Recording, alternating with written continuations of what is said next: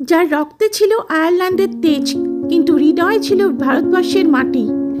নিবেদিতার জীবনযুদ্ধের আমার এই অষ্টম পর্বের ভিডিওতে আজ দেখুন কিভাবে তিনি নিজেকে তিল তিল করে বিলিয়ে দিয়েছিলেন এই দেশের জন্য। 1899 সালে প্লেগ রোগ কলকাতায় যখন মহামারীর আকার ধারণ করলো, স্বামীজির নির্দেশে নিবেদিতা মিশনী সন্ন্যাসীদের নিয়ে নিজেই সেবা কাজে নেমে পড়লেন।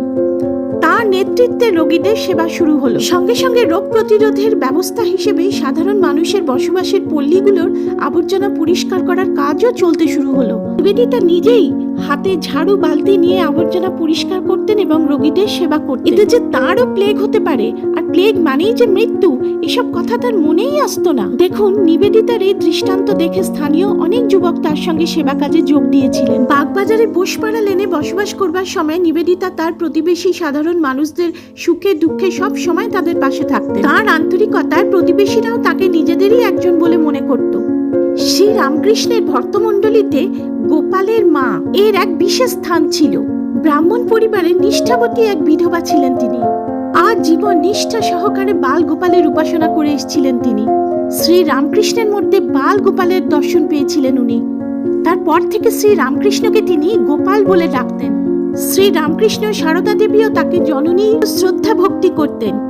বৃদ্ধ বয়সে গোপালের মা যখন খুব অসুস্থ, নিবেদিতা তখন তাকে নিজের বাড়িতে রেখে শেষ জীবন পর্যন্ত তার সেবা শুশ্রূষা করেছিলেন। গোপালের মা সারা জীবন মহা আচারী ছিলেন। সেই মানুষটাও পর্যন্ত নিবেদিতা সেবা নিতে কুণ্ঠা করেননি। ভালোবাসার পবিত্রতায় সামাজিক আচার বিচারের গণ্ডি তখন ভেঙে গিয়েছিল। নিবেদিতার ভালোবাসা ও সেবার কোনো তুলনা ছিল না। পূর্ববঙ্গে দুর্ভিক্ষ ও বন্যা দেখা দিলে সঙ্গী সাথী নিয়ে তিনি সেবা কাজের জন্য সেখানেও উপস্থিত হলেন। জল কাদা ভেঙে সাধারণ মানুষের বাড়ি বাড়ি ঘুরে দুর্দশাগ্রস্ত মানুষদের সেবা করতে লাগলেন। দুঃখী মানুষরাও করুণাময়ী নিবেদিতাকে একান্ত আপনার জন বলে মনে করতে লাগলো। নিবেদিতার জীবনের পরবর্তী চমকপ্রদ অধ্যায় আসছে আমার পরবর্তী ভিডিওতে। এই ধরনের তথ্যমূলক ভিডিও পাওয়ার জন্য আমার চ্যানেলটিকে সাবস্ক্রাইব করুন। দেখা হচ্ছে খুবই শীঘ্রই। ততক্ষণ ভালো থাকুন, সুস্থ থাকুন।